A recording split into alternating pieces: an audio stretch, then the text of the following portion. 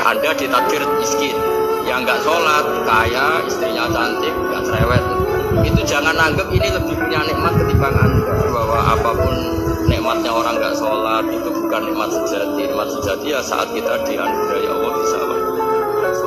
Kemudian melihat orang lain yang dikasih uang 100 juta, punya jabatan, tapi dia tidak ngerti Quran, nggak ngerti iman. Kok kamu nganggap ini lebih keren? Berarti kamu menyepelekan sesuatu yang menurut Allah itu. Jadi saya bukan nyarankan santri rokok, tapi orang rokok itu memang punya logikanya sendiri. Kalau Banafek Hajen itu masih pernah bahas saya juga. Karena Banafek juga turunan Mbah Mutamakin. Hak, rokok itu haram tau orang. Nak cara kula darani haram sebuti bah. Lah iya, nak haram ya bener aku. Mulane tak obong, barang harammu apike diobong. Jadi saya sama orang-orang sepuh itu tidak pernah menang. Jadi apa ya? Mereka itu orang yang sudah lama gimana ya? Mau dikatakan bulat itu ya, tapi memang nggak pernah kalah mereka. Ada satu kiai masih misananya Banafek. Ini rokok 2 katanya. Bagi yang nggak ngerokok berarti membiarkan 2 haram masih. Bagi yang merokok berarti mengurangi haram. Kalah lagi ya. Jadi pernah suatu saat Rasulullah itu ngaji di masjid. Nabi kalau ngaji di masjid memang di teras, jadi terbuka. Terus ada pemuda santai dengan santainya nggak pacul melewati Nabi ngaji diliwati.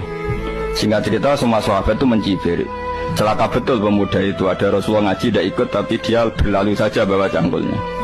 Kata Nabi, kamu jangan komentar demikian. Jika dia kerja menafkahi ibunya yang lemah atau anaknya yang lemah, dia juga ibadah dan itu juga sunnahku. Makanya sahabat mereka sadar. Jadi untuk meramaikan Islam itu tidak harus semuanya ngaji di masjid. Yang sampai kerja ya ben kerja. Orang soleh sendiri itu sebetulnya nanti masih ditanya sama Allah tadi. Kenapa kamu nyembah saya? Karena ingin masuk surga. Kenapa kamu nyembah saya? Takut neraka. Lalu kamu tidak hormat saya, kata Allah. Ketika saya tidak bikin surga, tidak bikin neraka. Akhirnya mereka sadar bahwa ibadah itu harus murni karena Allah Subhanahu wa ta'ala. Bukan karena takut masuk neraka, juga bukan karena ingin masuk surga. Ya, sama seperti kita mencintai anak kita, yaitu sebagai karena anak kita. Jangan karena anak kita ringkeng 1, anak kita kumplot. Lalu terus kita membiarkan anak kita saat ada anak kelas. Toh tetap anak kita. Saya mencintai suami saya karena dosen penghasilannya banyak. Lalu suatu saat kalau ada masalah di PHK atau ada masalah terus tidak suami kan. di ilmu manusia negara ini milik Kanada, milik Amerika, milik Eropa misalnya, atau milik mana sajalah. Tapi di status ilmu hakikat semua itu milik Allah.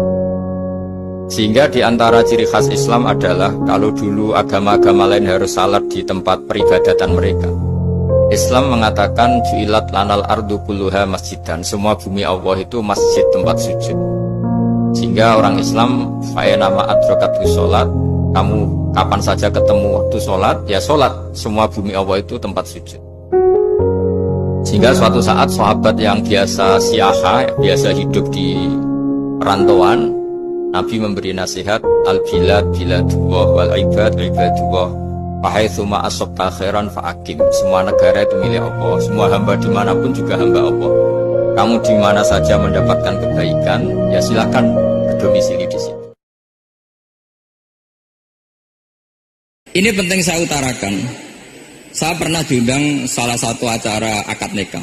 Itu yang undang itu nanggap ketoprak. Gus, nanti ada ketoprak di rumah saya, tapi jangan nggak usah lihat itu. Tapi jam 9 ngakatkan anak saya. Ya saya datang. Pas itu memang nggak ada witir, saya datang. Itu sudah ada biduannya banyak di situ. Kenapa saya datang? Pikiran saya tadi, kalau kiai tidak menyaksikan akad nikah, nanti mereka bisa bikin cara akad dengan cara mereka sendiri. Sehingga takbir-takbir yang di fikih, misalnya walimatul ursi itu kalau ada ikhtilatur rijal wan nisa haram hadir, itu nggak pernah dilakukan oleh guru-guru kita. Setahu saya Mbah Mun, bapak saya, guru-guru kita, meskipun ada ikhtilatur rijal wan nisa, mereka kalau ada walimatul ursi asal tidak ada udzur itu datang. Karena la yutrakul haqqu li ajlil batil. Kebenaran tidak boleh ditinggalkan hanya karena banyak kebatilan. Sahabat masih tanya, aro'aita in do'iftu an ba'dil amal. Kalau semua kebaikan aktif saya tidak mampu melakukan ya Rasulullah, kebaikan menolong orang lain, kebaikan yang bersifat aktif. Jawabnya Nabi, dan ini pegangan saya, pegangan kita semua, panduan dari Rasulullah SAW. Nabi ngendikan, takufu syarroka anin nas, fa innaha sodakotun minka ala nafsik. Kamu dalam berislam cukup menjaga supaya kejelekan kamu tidak punya imbas pada orang lain. Ya ini penting dalam Islam, jadi kalau tidak bisa berbuat baik, potensi keburukan kita jangan sampai menimpa orang lain. Keburukan itu bisa kejahatan kriminal, bisa kejahatan pidana atau merugikan orang lain, atau kejahatan yang tidak sampai kriminal tapi mengganggu orang lain. Wong debat agama kok gak ada referensi, rano kitab. Aman muni menurut saya. Memangnya Anda penting dalam wali ora, ulama ora kok debat agama muni menurut. Memangnya Anda mujtahid? Kudune gak menurut kitab yang saya baca dalam mazhab Syafi'i kitabnya ini begini. Sing sitok bantah dalam mazhab Maliki kitabnya ini. Wah itu keren. Aku teko ning majelis ini. Debat menurut saya, emangnya Anda siapa? Nabi ndak, wali ndak, ulama ndak? Kok mau agama menurut Anda? Wis wargane ora mesti kok ape. Makanya dibiasakan pakai referensi, pakai sanad. Agama ini butuh sanad. Inna hadzal ilma dinun fanzuru amman ta'khuduna dinakum. Lihat di mukadimah Sahih Muslim. Agama ini ilmu, ilmu ini agama. Maka lihatlah ilmu itu kamu ambil dari mana?